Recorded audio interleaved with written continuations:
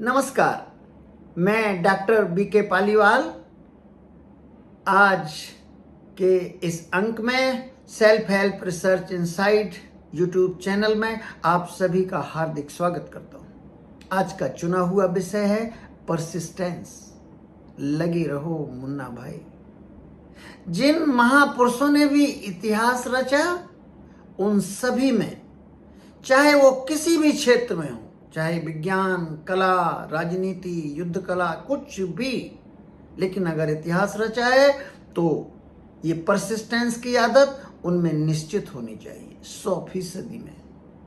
इसका कोई भी अपवाद आप खोज नहीं सकते। यदि खोजें और मिले तो भी मुझे बताइएगा प्लीज। ये 5000 वर्ष पूर्व ये ज्ञान हमें हासिल था। श्रीमद् भगवद गीता में बहुत प्यारा श्लोक है, तेसाम सतत युक्तानाम भजताम प्रीति पूर्वकम ददामी बुद्धि योगम तम येन माम उपयांति ते। जो मेरी भक्ति पूर्वक पूजा करते हैं, निरंतरता से करते हैं, मैं उन्हें बुद्धि योग दे देता हूं और जिसके माध्यम से वो मुझे प्राप्त कर सकते हैं। यानी बुद्धि योग से फिर कोई भी शुभ लक्ष्य दूर नहीं रह जाता, फिर तो बस हासिल हो गया। क्या परसिस्टेंस, ये अद्भुत योग्यता विकसित की जा सकती है? जी हाँ, विकसित की जा सकती है। यदि आपकी गहरी से गहरी चाह हो उस लक्ष्य के प्रति, और यदि आपका जीवन का संकल्प इतना अडिग हो, इतना दृढ़ हो कि आज मिले तो ठीक, कल मिले तो ठीक, कभी भी मिले तो ठीक, जीवन की अंतिम श्वास में भी मिले तो ठीक, तो मैं ये एक भविष्यवाणी कर सकता हूं, यद्यपि मैं भविष्यवक्ता नहीं, कि ये आपको मिलेगा। आप इतिहास रचने वाले हैं। इतिहास रचने का ये मंत्र है। और दूसरी बात ये भी भविष्यवाणी कर सकता हूं, यदि आपने कोई लक्ष्य चुना और ऐसा सोचा कि एक प्रयास करूंगा, यदि नहीं पूरा होगा तो इसको छोड़ करके दूसरा कुआं खोदने चल दूंगा, तो मैं भविष्यवक्ता नहीं, पर यह भविष्यवाणी कर दूं कि आप असफल होने वाले हैं। आपके अंदर दृढ़ संकल्प तो है ही नहीं, निरंतरता की शपथ तो आपने मन से ली ही नहीं, चाहे उस लक्ष्य के प्रति बहुत गहरी नहीं है। श्रीमद् भगवद गीता के इस ज्ञान को विस्तार करके यदि देखें तो आज आधुनिक मनोविज्ञान भी यही बात कहता है। बहुत सारी रिसर्च स्टडीज हैं, मैंने उनका अध्ययन किया और ये पाया कि ये सद्गुण उन सभी महान लोगों में पाया जाता है जो लोग इतिहास रचने वाले हैं। यदि आपको पहले से जानना है कि ये इतिहास रच सकेंगे या नहीं, तो बहुत सारी रिसर्च स्टडीज हुई हैं, उनका अध्ययन करें और आप ये पाएंगे। डिलेड ग्रेटिफिकेशन कि मार्शमैलो का जो रिसर्च स्टडी हमने कई बार चर्चा की है, उसका अध्ययन दोबारा करें और आप ये पाएंगे कि जिन बच्चे, जो 4-5 साल के बच्चे में, जिसमें उन्होंने देख लिया था मार्शमैलो के माध्यम से कि 5 मिनट बाद यदि इस चॉकलेट को खाओगे तो एक चॉकलेट और मिलेगी, और जो लोग अपने मन पर काबू कर सके थे, दृढ़ रह सके थे, बाद में जब वो प्रौढ़ हुए तो उनके सफलता के किस्से बने। ये स्टडी कई बार हम चर्चा कर चुके हैं। इंट्रिंसिक मोटिवेशन आधुनिक मनोविज्ञान में अलग से थ्योरी है, इसका विस्तार से आप अध्ययन कर सकते हैं। एडिसन का मैंने आपको उदाहरण दिया ही, फोर्ड का भी ऐसा ही है।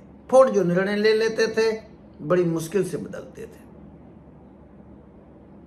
उनकी एक कार के मॉडल के बारे में है, उनकी पूरी टीम कहती रही कि इसको बंद कर दो, अगलीस्ट कार तक का उसको नाम दिया गया, पर उन्होंने बहुत देर करी। निर्णय वो जो लेते थे उस पर टिके रहते थे। ये इसी ने उनको महान आविष्कारक बना दिया। मजबूत इच्छा शक्ति आधुनिक मनोविज्ञान की एक बहुत ही रिसर्च किया जाने वाला मुद्दा है। ग्रिट बोलते हैं उसको। डकवर्थ ने 2007, 2016 में हजारों सैन्य कर्मचारियों पर प्रयोग किया और एक महत्वपूर्ण निष्कर्ष निकाला कि ये क्षमता, ये आदत, ये योग्यता आईक्यू से भी बड़ी है, टैलेंट से भी बड़ी है। यदि आप में दृढ़ता और अपने लक्ष्य के प्रति सतत लगे रहने की आदत है तो आप बहुत हाई आईक्यू वाले से ज्यादा अच्छा करेंगे। और बहुत टैलेंटेड लोग यदि आज एक प्रयोग किया, कल दूसरा प्रयोग किया और बिखरा रहा, एक संकल्पित जीवन न रहा एक लक्ष्य के प्रति, तो वो बहुत कुछ महत्वपूर्ण नहीं है। चाहे उनकी जितनी भी आईक्यू हो, चाहे वो कितने भी टैलेंटेड हों, और यदि दृढ़ता नहीं है, संकल्प नहीं है, एक ही मुद्दे पर टिके नहीं रहते हैं, तो उनके जीवन की उपलब्धियां कुछ बहुत खास नहीं होंगी, सामान्य जीवन जीकर चले जाएंगे।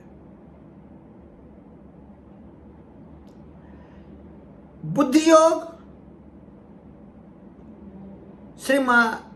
श्रीमद् भगवद गीता में भगवान पूर्णावतार श्री कृष्ण कहते हैं कि बुद्धि योग से सब प्राप्त हो सकता है। उच्चतम स्थिति क्या है? भगवान के दर्शन। मैं उन्हें प्राप्त हो जाता हूं, भगवान कहते हैं, बुद्धि योग से। किनको? जो लोग प्रेम पूर्वक सतत लगे रहते हैं। थॉमस अल्वा एडिसन का दिमाग में बिल्कुल बिठा लीजिए। ऐसे सैकड़ों हजारों उदाहरण आप अपने खोज सकते हैं। अपनी रुचि के अनुसार आप महापुरुषों की लिस्ट खुद तैयार कर सकते हैं। ये उभयनिष्ठ आदत आप भी विकसित कर सकते हैं। लेकिन हाँ, ये रही बौद्धिक ज्ञान की बातें। बौद्धिक ज्ञान की क्षमता अपने आप में कुछ नहीं होती है जब तक कि उसका क्रियान्वयन न किया जाए। क्रियान्वयन के बाद ये सिद्धि देगी। आज इतना ही। यदि आपको इस वीडियो के कंटेंट पसंद आए हों तो कृपा करके सेल्फ हेल्प रिसर्च इनसाइट के इस यूट्यूब चैनल को प्लीज शेयर करें, सुनाएं, सब्सक्राइब करें। इससे हमें भी मोटिवेशन मिलता है। आपका बहुत बहुत धन्यवाद।